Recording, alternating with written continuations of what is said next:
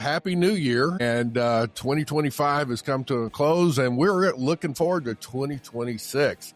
So when you're listening to this, it's going to be into the new year. And Happy New Year there, Lalo, and hope you and your family have had a great holiday and looking forward to a new year. Yeah, same here. Thank you, Andy, and Happy New Year to you as well. And yeah, exactly. We're looking forward to another exciting, funny how it hasn't even been a year since Trump got elected. It feels like 4 years already, but Yep. But that's cool though. I mean, it's what they call job security, right, in our business. So Definitely. Well, listen, we're going to have a great discussion today, folks. We're going to talk about, if I can talk anyway, about some statistical data and, the implications of things. We're bringing on somebody that is a good friend, and this is somebody I met several years back at the NAFTZ conference, I think is the first time we met. Ken Roberts, this is somebody that I'm telling you, he'll forget more than I'm going to get to learn. He is definitely the sharpest tool in the shed as far as things go. But folks, let me tell you, Ken is one of these guys that when he talks, you better be listening, because even though I may not necessarily agree with his analysis at times, he and I always have a great discussion. And Lalo's going to be in here with some things, trying to keep things even keeled, because Lalo's so good. Lalo does his homework. Me, I'm off the fly, right? But Ken, welcome to our show. It is such a pleasure and honor to have you on the show. I'm glad to be here, and I have forgotten a whole lot, to your point. Yeah. Yes. And before we get started, one of the things that, since we're going to talk, everybody, just so everybody understands and knows this, it's all about the data and the numbers. Ken is like a genius at that. He has so much stuff. You can find him all over the internet if you Google him, and you'll see that he has quite a few things on Forbes. And of course, through his business and his website. You know how they say, Andy, what is it, the saying, and Ken will probably know it, liars use numbers, but numbers never lie, I guess. And so Ken is going to show us all the numbers, and we'll put it all together with data and trade and everything. But thank you, Ken, for putting this together. I was looking at all your prep work that you sent us beforehand. This is like a PhD class in trade data. Well, we actually say our data-driven storytelling made simple is what we try to do, because it can get, we start with the big spreadsheets, they're big and they're wide and they're long, and then we try to sort of make some sense of it. Yeah, so I'll give your listeners a little bit of background. So my company, WorldCity, we have a site called ustradenumbers.com, and we take data that Customs and Border Protection gives to Census and Census puts out to the public, and we make it usable for people for airports and seaports and border crossings. We do it on countries. We do it on exports and imports.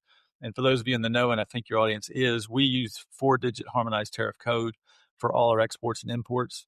That's what you'll see in a minute when I do some screen shares. But we have hundreds of thousands of pages on our website updated every month. And I'll just show you a few of them to sort of talk about what 2025 looked like. Now, keep in mind, the data lags behind. I know it's January 1st now, but the data lags behind a little bit, and it lags behind even further when you have a government shutdown that lasts 60 days. So the data that I'll be showing you today is through September. But what we can do is we can start talking about what are sort of the big issues that have gone on, what has changed in the trade data. To your point, Lalo, about job security under the Trump administration, I started writing a column for Forbes.com, their website, 5 times a month on trade when Trump got elected, because the editors at Forbes said, we think there's going to be more discussion of trade than we're used to. And so I did it through the first 4 years of his administration. I did it through the 4 years of Biden's administration as well, but there wasn't as much to talk about then. And right now I'm back at it again, and there's just a lot of great stuff we can talk about. So I'm going to pop up a screen share here, and we'll just run through some things so people can understand what I see going on with the data. Okay, so while you're gearing up for that, let me just say something to our listeners. This is a show that you definitely want to share the link with your upper management and all. This is going to be getting into some things for like strategic planning, some things that you need to listen to, look at what the statistics are telling you. You can come up with your different ideas of how to go forward with it. But this is going to be a great show to share with your upper management. In case you're wondering how to watch us, just tune into our YouTube channel. So it's at Simply Trade Pod. So that you'll find that on YouTube. So in case anybody's new to the show. You can also check our show notes and it'll provide a link straight to that. So, okay, go ahead, Ken. Sorry. Super. So this is what's called a tree map, and you'll see a number of these. This is the countries with which the United States trades, and the block. The bigger the block, the more trade they do. Mexico's in the number one slot there in the upper left. Mexico has been the top U.S. trade partner for the last 2 years, and will be again when the annual data for 2025 is released in February. Sometimes, usually early February, it might be pushed back a little bit. Canada, when I started doing this data, whatever quarter, hard to believe, by the way, the first quarter of the century is gone, huh? It's amazing. Wow. But That's anyway, true. I started doing this way back at the turn of the century, basically. And at that time, Canada was always number one. Yes, it were. Top export was always sort of Boeing jets, but aircraft. The top import was always oil, sometimes passenger vehicles, but almost always oil. About 2018, those four have never been number one since. It's been more movement than I've seen in the first 15 years in the last handful of years. Mexico now number one, Canada number two, and China for the first time last year, will have proven to drop below 10% of U.S. trade for the first time in a couple of decades. So that trade war that Trump started in 2018 and Biden continued, and Trump is now continuing, has had a significant impact on the imports that we get in the United States that say made in China. There's some question, and I wrote a fourth column about this. There's some question of, is it really that we're not bringing more things from China? Is it just they're getting here through a third party like Vietnam and so forth? Germany, Taiwan, Japan, you can see. Vietnam is now number 1, 2, 3, 4, 5, 7. Vietnam is the fastest growing U.S. trade partner over the last quarter century. Just phenomenal growth over that time. What's surprising me is that Taiwan and Japan have been right there together, but Taiwan is now number 5. It surpassed Japan there a little bit on your stats. And I'll tell you, I can tell you now why it is, or I can keep people on the edge of their seat and tell them a little bit later why Taiwan is so high now. So we'll keep them on the edge of their seats why that's happening, because there's something that's going on that in everybody's life these days that'll explain why Taiwan's there. So I'm going to switch now and go to, this is a quick look at the ports, and this is particularly interesting. In no year since I've been doing this have 2 airports been the top 2 slots. Yeah. I've noticed that, and I was looking at that going. That's what I didn't mention. Always, every first of the month, top port forever was the Port of Los Angeles. I knew I'd left somebody out of that top 4. Port of Los Angeles was always number 1. They're now number 4. Well, and again, this is one of those things where you're saying the 2 airports are number 1 and number 2 being Chicago and JFK. And obviously the increase with, as far as trade percentages there, Port of Laredo is understandable. And in LA dropping, I guess the ocean freight is dropped off some in somewhat, but what's going on is and this ties into President Trump and ties into the economy, and we'll just switch over to the exports. Yeah. And let's look at, this is the current month, and look at the number. So number 1 is civilian aircraft. It looks like for the second year in a row, it dipped for quite a while after those 2 big Boeing crashes, which you may recall. And it dipped for a while, back on top again. Gold is number 2. This is now, I'm just on the month button here at the bottom. You can see. I'm going to switch to year to date. You'll see that it's going to drop a little bit. But what that tells you, I've got to click on the right place. I'm clicking on this. There you go. So gold drops now down to, where did we go to? 5.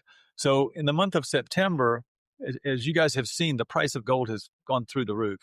Yes. Funny, not a fun story, not that funny at all, but I lost my wedding band a few months ago, and I was going to buy a replacement. And I went, and gold had at that point gone to $3,000 an ounce. I said, I'm going to wait till it comes down a little bit. That's ridiculous what they want for a ring. I'd had the ring for 37 years, Well, I'm not expecting to pay that price, but gold's at $4,500 an ounce now. Yes. I still got the ring. So anyway, in the month of September, gold shot up again. So it was the number 2 export briefly. But gasoline, oil, and natural gas, the second, third, and fourth exports from the United States are energy related. This happened. Why? This happened because of fracking. The United States developed this great ability to bring oil and gas and natural gas out of the ground. a lot of it in Texas, but also in other places, North Dakota, Pennsylvania, I guess. At the same time, early in relatively, I guess, midway through the Obama administration, we had a ban on, largely a ban on exporting oil since the Arab oil embargo in 1973. We sort of dropped that and started exporting oil at the same time, and now you can see the results. We have a surplus of gasoline exports and imports. We have a surplus for natural gas, a big one, and we're not far from a surplus in oil. So that notion of interdependence is a very real thing. Low value shipments is one. I'll just mix this red one here in the second column. That is largely that de minimis stuff you guys talk about. Those are things that are less than, and you guys help me out if I'm right, less than $800, I believe is the figure, right? Well, that would be as far as de minimis into the U.S., but that low value is also, that would be considered your e-commerce. That's the... Yes, correct. That's what I mean. This is all e-commerce stuff. Yeah. So when I first started looking at this data 15, 18 years ago, 20 years ago, it wasn't much, but it kept rising. Because initially it was FedEx, UPS, DHL kind of overnight packages. Well, it has continued to rise, and now it is largely an e-commerce category. So we'll look quickly at the imports.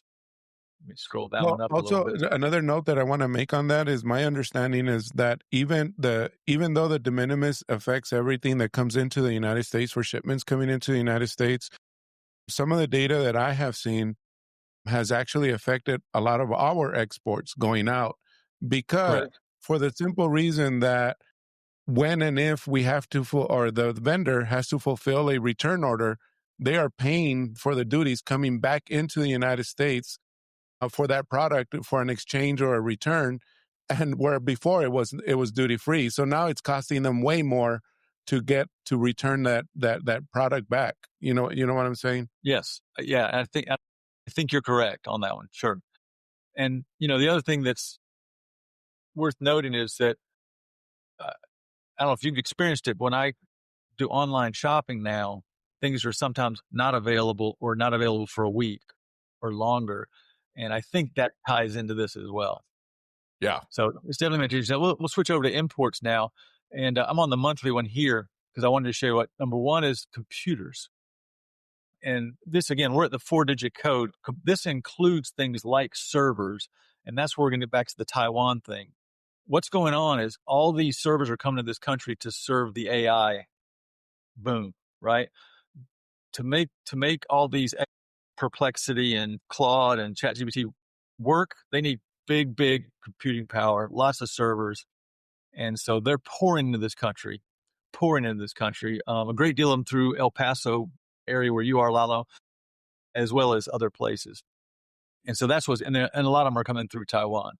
And they're coming into Chicago, which is the airport as well, and so forth. So I showed this because number 2 is insulin, hormones, and steroids. That one shocked me. I was like, I wonder what do you have any more detail there? This is Ozempic, and those kind of drugs are not technically hormones or steroids or insulin, but I'm convinced that's what's getting put in that category because they behave like, hormones, I guess. Is that what they do? So at the you said at the 4-digit level, that's probably where it's starting. So, and then it probably categorizes. Yeah, if we go down to 10, you can learn a lot more. Right. Yeah, sure. But if this was on the month, so this is the month of September. If you switch to year to date, I keep doing it on the wrong screen there. You switch to year to date, it'll change. And then you got computers, passenger vehicles, oil. So oil is still number 3. And then cell phones. I remember, I think it was 10 or so years ago for the first time cell phones passed computers.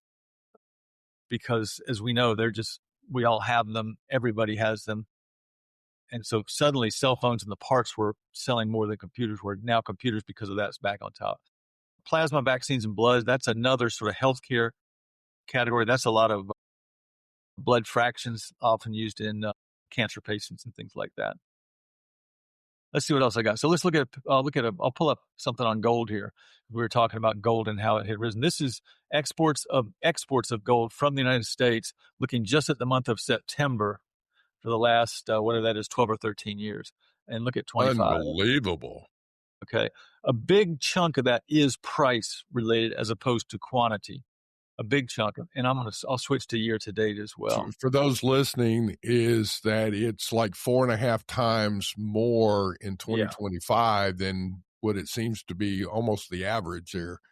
Yeah, it's huge. And I'll switch to year to date, and it's still a pretty big jump. Now I'm gonna switch to tonnage, and I can pretty safely do this, and I'll tell you why I say safely in a minute. But when I switch to tonnage, changes. Yes. All right. But well, It's it a appears to value be story to some extent, right? the second largest tonnage Now, in the last years, I guess. 15 years. This is by year to date, but by the month. Remember when I was showing the gold earlier, I said the month of September took a big jump. You can see it here, even in tonnage, it's by far the biggest for the month of September. Okay. It's interesting. Now, a lot of what driving that, obviously jewelry and stuff, last minute manufacturing of jewelry or what? It's the term you'll hear starting to hear used now is debasement. And what gold tends to go up when people are nervous about the economy. And, President Trump's policies can be disruptive, right? He likes shaking things up a little bit. And so that makes some people nervous. You saw right after Liberation Day, April 2nd, the bond market took a step back and said, wait a minute. And then the stock market did the same, since obviously gone way up. But when people are nervous, they look for gold. And there's also a question, is there any threat to the U.S. dollar as the reserve currency of the world? And so all these things are playing into it. It's not, gold has limited use actually in the real world. Right. There's some jewelry, but and now the other metals, platinum and silver, are also going through the roof, obviously. But gold, they have uses, but gold has limited actual industrial use. Yeah. Yeah. The obviously Russia, China, North Korea, several countries are trying to move away from the U.S. dollar. Is that, international exchange. And foreign banks are, I should say the national banks of foreign countries are storing gold as well. Yeah. Well, I was going to say, and then coming back, so it appears to be a bit more of a investment type of scenario there. Correct. It's a hedge. It's a hedge. Okay. Yep. So speaking of China, I write and spend a lot of time thinking about China's U.S. trade. Here's U.S. trade with China. They're our number 3 ranked trade partner in the month of September. And this just gives you an example of the kind of data I have. So we can see that big drop there in September. It's a pretty significant drop in the month of September. This is just China with the U.S. And year to date, still a very big drop. That is. That's a huge drop. Yeah. So remember I said that China's trade was going to drop below 10% of the total for U.S. Mm-hmm. So it appears that people are moving away from China, not necessarily to Mexico, but to what it appears is diversifying their sources. Like you said earlier, you made a comment. It may be that folks are moving to, let's say, Vietnam or Malaysia or some of those places that are, when you start looking at it, is you still have China goods that are being assembled into products, which still gets into the rules of origin. Yeah, the rules of origin and the forced labor prevention type stuff, where I know there were seizures that we were done. We talked about this, Lalo, I think a year ago, that we were talking about statistics from 2 years ago that were coming in, and the seizures, there was like I'll say $1 billion worth of, or maybe 100 billion. There was a big amount seized, and of that, I think it was $1 billion, and like 375 million of it was from Vietnam, and another 300 or so odd million was from Malaysia, and they were China origin goods in there. So I don't know if that's if you haven't had an expert on to talk about rules of origin, I think that'll be something you'll hear more about in 2026. Trump had mentioned at one point, they're aware of it. The administration is very aware that this is what's going on. And he said, that's where he said he wanted to put a 40% tariff on anybody he catches violating rules of origin. Because I don't know if I have one of my columns that I'll show you in a minute or not, but I've written about the fact that to your point, imports to the U.S. from Vietnam and Japan and Taiwan and Cambodia and India, those are all up. The U.S. deficit has not fallen. Here, this is a chart that shows you the percentage of China's trade that is a U.S. exports. It's about 39%. But China, I want you to keep in mind that 25, 26% that's China. Let me see if there's anything else. Here's where China trades. Obviously, no surprises here. But so there's Port of Los Angeles. Let's switch to year to date here. It's just a little more helpful. So that would be mostly ocean freight into LA from China. Yep. And then the Chicago obviously is air cargo. Yeah, so it goes back and forth as you see. There's airport, seaport, seaport, seaport, airport, on it, on and on. If you go to tonnage, it's going to be all seaports, obviously. And while you're doing that, folks, what we're talking about, we're getting into some statistic data. Here's what you need to look at. You need to have some folks on your staff that digest this. And it takes time to get up to speed with this. But what we're talking about here is like routing guides. This would come into the point of what mode of transportation and what ports they're using. And you look at that compared to your own distribution centers or how you're getting raw goods into your manufacturing sites and whatnot. So this is kind of some of that stuff to look at and say, okay, if my source is China, what ports are they utilizing?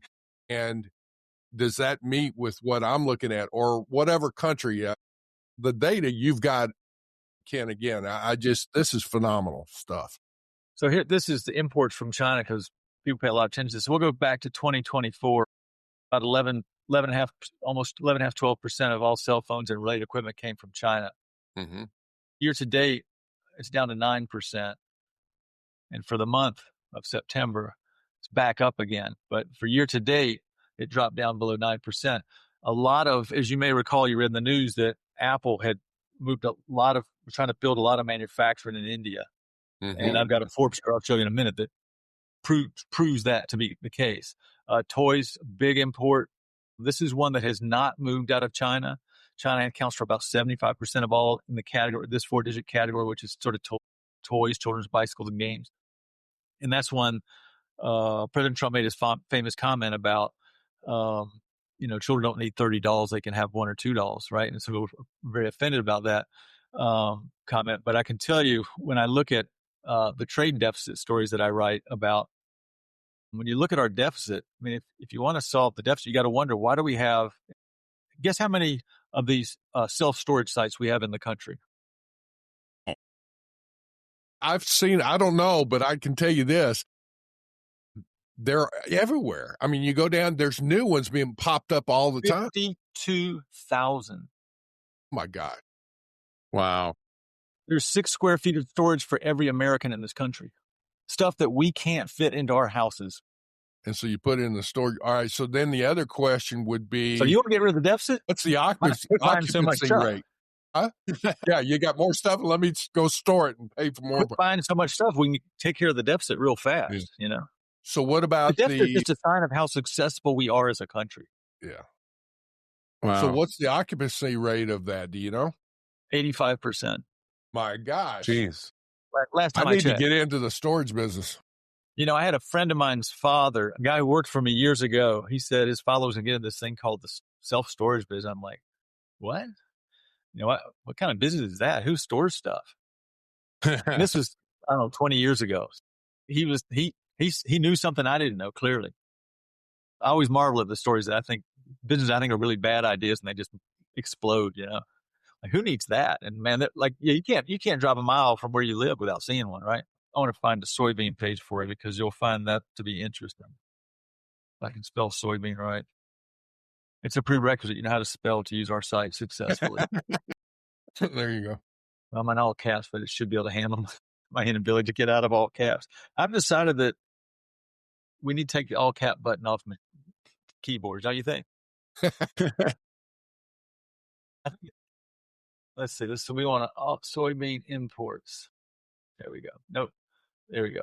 There you go. No, it's open here. So while this opens, it might open. Oh, it's going to open pretty well. While it loads, I'll show you this. So this is my Forbes column. Mm-hmm. I write all these stories. You can see them all here, but I'll just point out a few. One that just went live a few days ago. Mexico's deficit with China U.S. deficit with Mexico was larger than the deficit with China 3 of the last 5 months.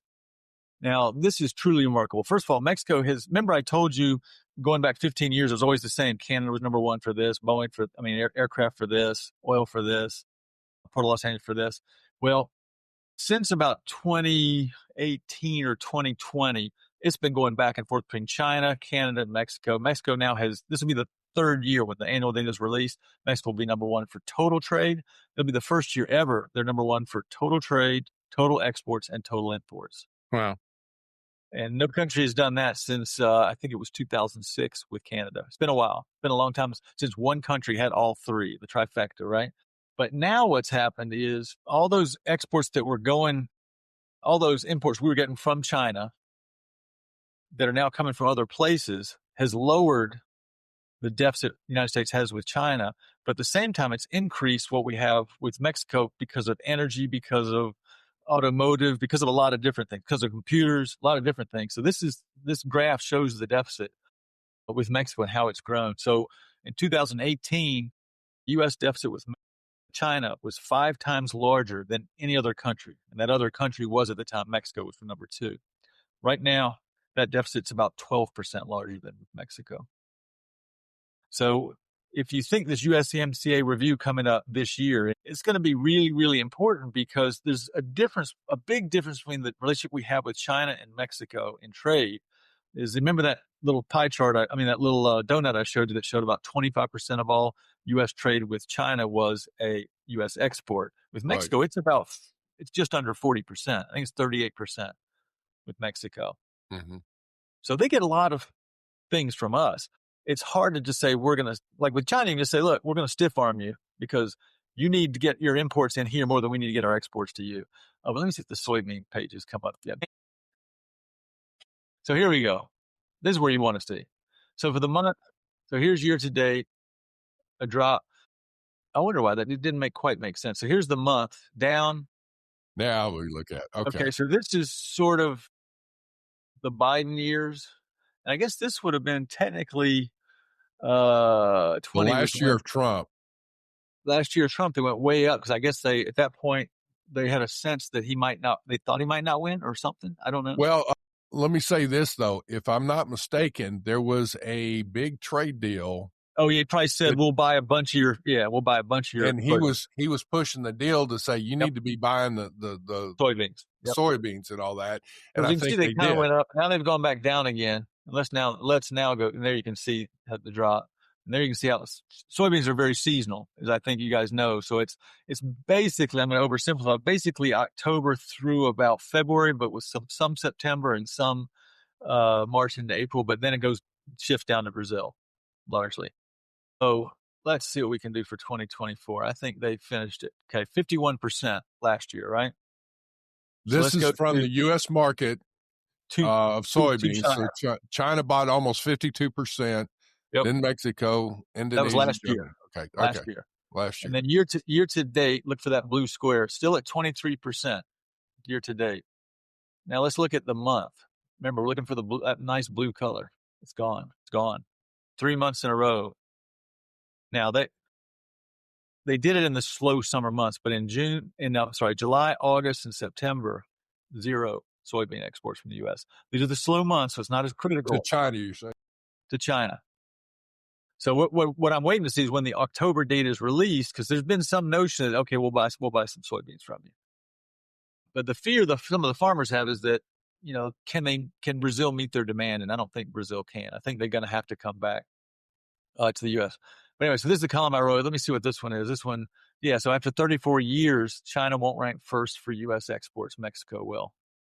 That's the story I wrote recently. There's another one. Here's the one about the soybeans. That's shutting off the valve. Here's one about China. Look at that. 8 of top 10 U.S. imports from China in 2018 are down more than 50%. And that's, in case they can't read it, that's going to be cell phones, computers, computer parts, furniture, and parts.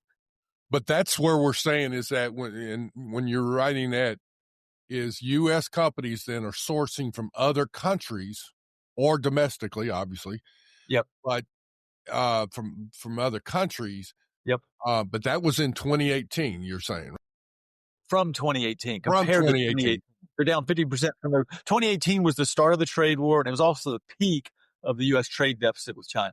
I think it was Okay. 800 billion that year. It's a big Right. number. But Yes. it could have been that big. Yeah. It was huge. And, There's no question. here's where I talk about this is the rules of origin stuff. I wrote this back months ago. I wrote this in July. Their trade plummeted from 18% to 6%. And I said, is it Trump tariffs or is it trickery? Because the deficit's not falling. Those things that we were importing from China are still being imported. They're just coming from somewhere else. I mean, we could say, oh, it could be that they've just actually moved their facilities to Vietnam and so forth, and they're using Vietnam workers, and it's Vietnamese parts, and it's final assembly in Vietnam. It's all on the up and up. But I think there's a lot of people who don't think that's what's going on. Well, let me say this though. Here again, when we're talking about the trade deficit, the U.S. is obviously buying more goods from other countries and consuming more goods from other countries than we are exporting. Correct. And all right, so here's one of the things that I keep looking at. And have for 30 years. Yeah. And it has. It's just, we're the largest economy in the world. And I mean, when you look at the overall GDP of the U.S. and the percent of imports, it's still a small percentage. So the U.S. domestic produces a whole lot. So really the U.S. consumes a huge amount. All right, saying all that, the one thing though, when it comes to the trade deficit, the one thing that I guess I look at is, you want low cost imports or low cost goods, but you got to be careful. You don't want to have low cost imports at the sacrifice of U.S. exports. That's where I have the issue, is that a lot of these countries, and I love this article that you are highlighting right now that talks about, and it's really phenomenal. It talks about the last 5 presidents, every last one of them have wanted to reduce that trade deficit, and yet not a one of them has really been successful. Yeah. There's been different percentages. Some have grown, some have done it. Yeah. But my point is this, and then I'm going to let you get in here, is I don't want low cost imports at the sacrifice of U.S. exports. Here's where I go, is that the tariff barriers or the non-tariff trade barriers for U.S. goods, it sacrifices U.S. jobs. That's where I'm going with this, is that, hey, we all need to compete. Stop wanting, everybody wants access to the U.S. market. I say this over and over again. All these countries want access to the U.S. market, but then the U.S., when we try and reciprocate, we want access to your market, there are all these different barriers that come up, including China. China's the second largest economy in the world, and they put up those trade barriers, not just for the U.S., but everybody else. And I have an issue with that with the World Trade Organization. So that's one of the things there that gets me. Yeah, no, I mean, China's the biggest piece of this whole puzzle. When in 2001, China was admitted to the WTO, Deng was their president, and everybody was hopeful because he looked like he was moving in the right direction. And along comes this guy named Xi Jinping, and he has just gone totally the opposite direction. Yep. And so, I mean, right now, a lot of the things that were coming from China that are coming to the U.S. are going to Europe, and Europe's now starting to complain about having cheap Chinese imports dumped on them. Mm-hmm. So I think you're going to see the pressure is going to be significant, and something will give at some point. When, I don't know. China's a patient country, and he's very much in charge of his country. Mm-hmm. Right. Yeah. But yeah, this deficit problem is not something that is new. We do now have, I think this will be the 5th $1 trillion deficit in a row. It's a pretty big number, but it's not huge. I mean, it's not huge when you consider the size of the U.S. economy. And the thing I also look at is what percentage of U.S. trade is an export versus an import.